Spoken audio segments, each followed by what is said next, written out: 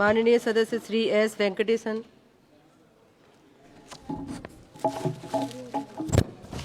மாண்புமிகு அவைத்தலைவர் அவர்களே,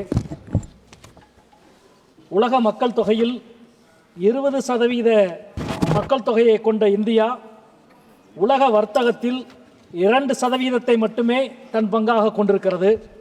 சேவைத்துறையில் 4.6%, உலக சுற்றுலா பயணிகளின் வருகையில் 1.5% மட்டுமே நம்முடைய பங்காக இருக்கிறது. நம்முடைய இந்த பின்தங்கிய நிலைக்கு நாம் தான் காரணம். செயற்கை நுண்ணறிவு தொழில்நுட்பத்தில் சீனாவினுடைய டீப்சீக் AI உலக அளவில் இன்றைக்கு பெரிய தாக்கத்தை ஏற்படுத்தி இருக்கிறது.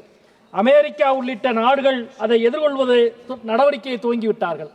ஆனால் நாம் என்ன செய்து கொண்டிருக்கிறோம்? இந்தியாவினுடைய மிக பெருமையான கல்வி நிறுவனமான சென்னை IIT-யினுடைய இயக்குனர் தான் தினமும் கோமூத்திரம் குடிப்பதாகவும் அதற்கு மருத்துவ குணம் இருப்பதாகவும் சொல்லுகிறார்.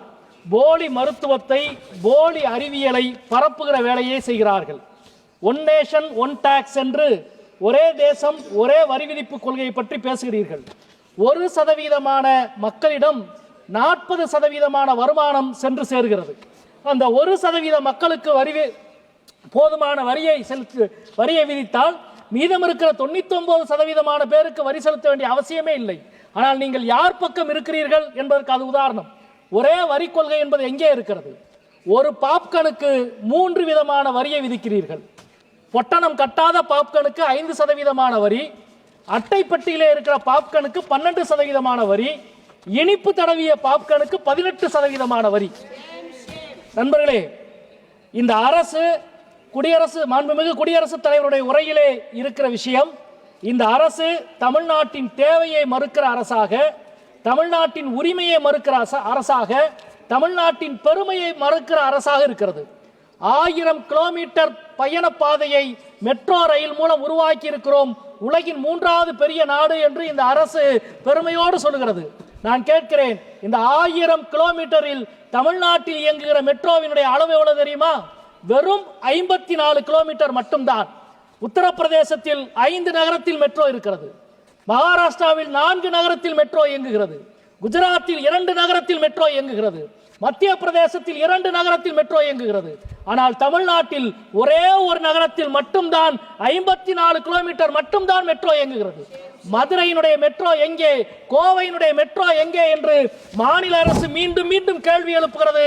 நாங்கள் இந்த அவையிலே கேள்வி எழுப்புகிறோம். மத்திய அரசு இப்பொழுது வரை பதில் சொல்ல மறுக்கிறது, ஒதுக்கீடு செய்ய மறுக்கிறது.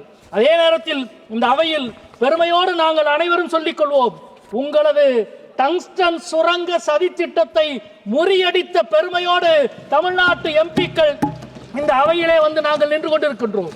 மாண்புமிகு தமிழக முதல்வர் அவர்கள் தனி தீர்மானத்தை சட்டமன்றத்திலே கொண்டு வந்து நிறைவேற்றினார்.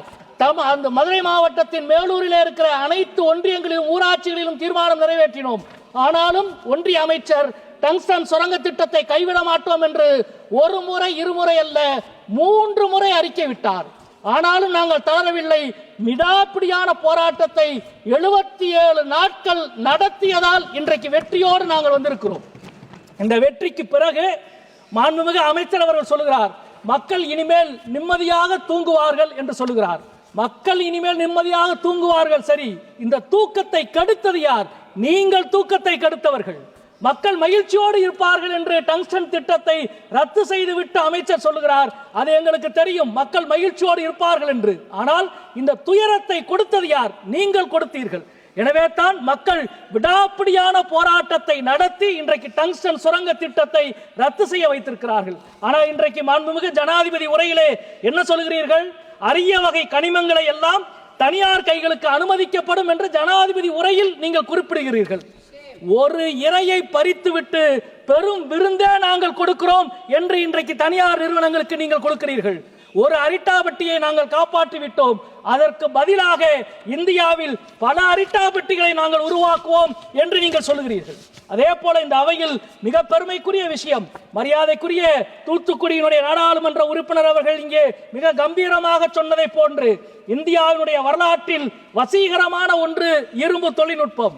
டெல்லியிலே இருக்கிற குதிப்பினார் தூண், இரும்பு தூண், துருப்பிடிக்காத இரும்பு தூண், கோகினூர் கோவிலிலே இருக்கிற இரும்பு மாடம், தார் இரும்பு தூண், இவையெல்லாம் உலக வரலாற்றில் இந்தியாவின் மீதான வசீகரத்துக்கு காரணம். இந்த வசீகரத்தினுடைய பெருமைகளில் மணியான முத்தான ஒரு பெருமை இப்பொழுது உருவாகி இருக்கிறது. மாண்புமிகு தமிழக முதல்வர் அவர்களால் தமிழக அரசால் அறிவிக்கப்பட்ட இரும்பு தொழில்நுட்பத்தினுடைய காலம் 5300 ஆண்டுகளுக்கு முன்பே தமிழ்நாட்டில் இரும்பு தொழில்நுட்பம் இருந்தது என்பது உலக வரலாற்றின் ஒரு மிக முக்கியமான செய்தி. இந்த விந்திய மலைக்கு தெற்கே செம்பு மட்டும்தான் பயன்பாட்டிலே இருந்த காலத்தில் விந்திய மலைக்கு தெற்கே குறிப்பாக தமிழ்நாட்டில் இரும்பு பயன்பாடு வந்துவிட்டது. இயற்கையை பகுத்தறிவு கொண்டு அணுகி தங்களது வாழ்க்கையும் வளத்தையும் உருவாக்கிய ஒரு அறிவு சமூகமாக தமிழ்நாட்டினுடைய அறிவு மரபு இருந்திருக்கிறது என்பது மிக முக்கியமானது. மாண்புமிகு சபாநாயகர் அவர்களை நான் கேட்டுக்கொள்கிறேன், வருகிற 15ஆம் தேதி நாடாளுமன்ற உறுப்பினர்களுக்கு நாடாளுமன்ற வளாகத்தில் ராமாயணத்தினுடைய அனிமேஷன் படம் திரையிடப்படும் என்று மக்களவை செயலகம் சொல்லி இருக்கிறது. ராமாயண அனிமேஷன் படத்தை நீங்கள் திரையிடுங்கள். ஆனால் அதற்கு முன்பு 5300 ஆண்டுகளுக்கு முன்பு இரும்பு தொழில்நுட்பத்தை கண்டுபிடித்ததை பற்றி தமிழ்நாடு அரசு வெளியிட்டிருக்கிற ஆவணப்படத்தை இந்த அவையிலே நீங்கள் திரையிட வேண்டும் என்று நான் அன்போடு கேட்டுக்கொள்கிறேன். அதே போல இன்றைக்கு மாநில உரிமையை தொடர்ந்து கேள்விக்குறியாக்குவவர்களாக கவர்னர்கள் அவர்கள் இருக்கிறார்கள். குறுநில மன்னர்களாகவே தங்களை அவர்கள் நினைத்துக் கொள்ளுகிறார்கள். நீதிமன்றங்கள் எத்தனையோ முறை தலையிலே கொட்டினாலும் அவர்கள் மாறுவதாக இல்லை.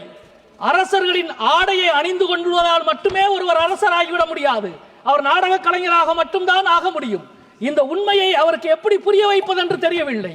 எனவே இந்த தொடர்ந்து மாநில உரிமையை கேள்வி கேட்கிற, அதே போல சட்டமன்றத்திலிருந்து அதிகமாக வெளிநடப்பு செய்கிறவர்களாக கவர்னர்கள் இருக்கிறார்கள். சட்டமன்றத்தில் தேர்ந்தெடுக்கப்பட்டவர் வெளியே போனால்தான் வெளிநடப்பு. இந்த அவையிலே தேர்ந்தெடுக்கப்பட்ட நாங்கள் வெளியேறினால் தான் அது வெளிநடப்பு. இந்த அவைக்கு வருகிறவர்கள் எல்லாம் வெளியேறினால் அதற்கு பெயர் வெளிநடப்பு அல்ல. தனக்கு இல்லாத அதிகாரத்தை இருக்கிறதாக நினைக்கிற அறியாமையை எப்படி போக்குவது என்று தமிழ்நாட்டு மக்களுக்கு தெரியவில்லை. இந்த அவையிலே நான் இதை மீண்டும் இங்கே குறிப்பிட வேண்டும் என்று நினைக்கின்றேன். அதே போல கிளாசிக்கல் லாங்குவேஜ், மாண்புமிகு குடியரசுத் தலைவர் அவர்கள் செம்மொழியை பற்றி சொன்னார். நான் இங்கே மிக பணிவோடு தெரிவித்துக் கொள்ள வேண்டிய விஷயம், அரசியல் சாசனத்தினுடைய விவாதத்தினுடைய ஒரு மிக முக்கியமான விஷயத்தை இங்கே மேற்கோள் காட்ட வேண்டும் என்று நினைக்கின்றேன். குடியரசுத் தலைவர் பதவியை என்ன சொல் கொண்டு அழைக்க வேண்டும் என்று அரசியல் சாசனத்தினுடைய விவாதத்தின் பொழுது மிகப்பெரிய விவாதம் நடந்தது. குறிப்பாக ராஷ்டிரபதி என்றுதான் அழைக்க வேண்டும் என்று பல உறுப்பினர்கள் சொன்ன பொழுது அண்ணல் அம்பேத்கர் சொன்னார், நான் அரசியல் சாசனத்தை ஆங்கிலத்தில் எழுதுகிறேன், எனவே பிரசிடென்ட் ஆஃப் இந்தியா என்றுதான் எழுதுவேன், ராஷ்டிரபதி என்று எழுத மாட்டேன் என்று அம்பேத்கர் அவர்கள் சொன்னார்கள். நான் ஆங்கிலத்தில் எழுதிக் கொள்கிறேன், நீங்கள் உங்களது தாய்மொழியிலே மொழிபெயர்த்துக் கொள்ளுங்கள் என்று சொன்னார்.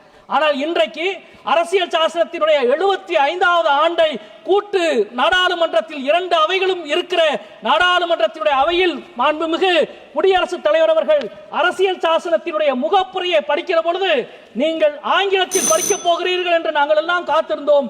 குடியரசுத் தலைவர் அவர்கள் ஹிந்தியிலே இந்த நாட்டினுடைய அரசியல் சாசனத்தின் முகப்புரையை வாசித்தார். ஹிந்தி தெரியாத பெரும்பான்மையான நாடாளுமன்ற உறுப்பினர்கள் அப்படியே திகைத்து போய் நின்றோம். இது இந்தியாவுடைய ஜனநாயகத்துக்கு விடுக்கப்பட்டிருக்கிற சவால். ஒரு மொழியின் ஆதிக்கத்தின் கீழ் இந்த அரங்கத்தை நீங்கள் கொண்டு வர நினைத்தால் இந்தியாவின் பெரும்பான்மையான இந்திய மொழிகளினுடைய பிரதிநிதிகள் அதை ஒருபோதும் அனுமதிக்க மாட்டார்கள் என்பதை தெரிவித்துக் கொள்கின்றேன். நன்றி, வணக்கம்.